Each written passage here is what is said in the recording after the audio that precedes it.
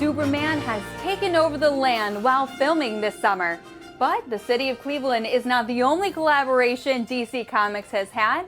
Joining us is the Honorable Ventris Gibson and Joseph Mena. Well, thank you for this opportunity. And the reason why we're here talking with you today is we're excited about the launching of a new coin and metal series that celebrates comic art as a uniquely American art form. It's been a wonderful collaboration with DC Comics, which is historic, and for the first time of this magnitude, our involvement in a public-private relationship, to bring in the summer of 2025 the start of the series for DC Comics and superheroes, Superman, Batman, and Wonder Woman. Tell us how this series came about. I worked for the Mint for the past 19 years, and coincident with the beginning of my career at the Mint, I also started working in toys and collectibles because I'm a lifelong comic book fan. I eventually wound up working for DC Comics for 12 years or so.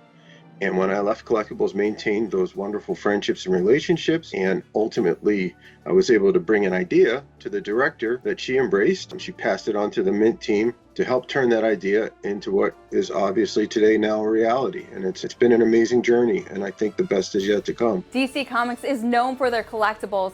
And this collection is going to be another thing fans will want to get their hands on. So tell us, when will the first round of coins and medals be available to the public, and what can fans expect? The first coins and medals will be released in the summer of 2025, beginning with one of the superheroes between Batman, Superman, and Wonder Woman. From there, through August 11th, asking your listeners and anyone else who would choose to complete our survey, which is at usmint.gov/DC. It's a 3-minute survey that presents 12 DC Comics superheroes that we will feature once the survey is complete, once they subscribe. That will inform them how the rankings with the superheroes are going.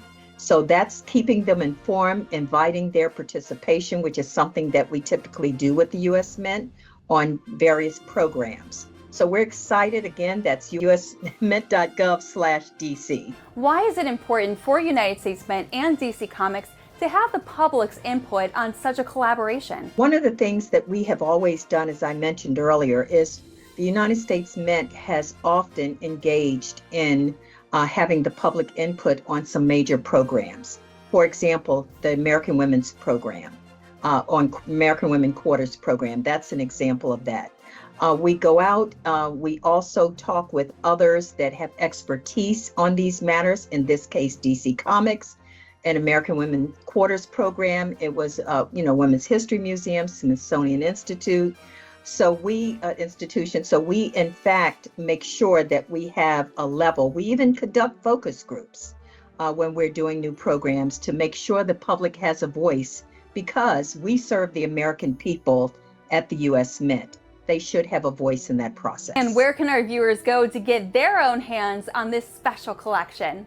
usmint.gov/DC. Well, thank you so much for joining us here in Cleveland, which, as you know, is the birthplace of Superman. So I know plenty of our viewers are going to want to take part in this collaboration. Thank you, Rachel. Thank you so much, Rachel.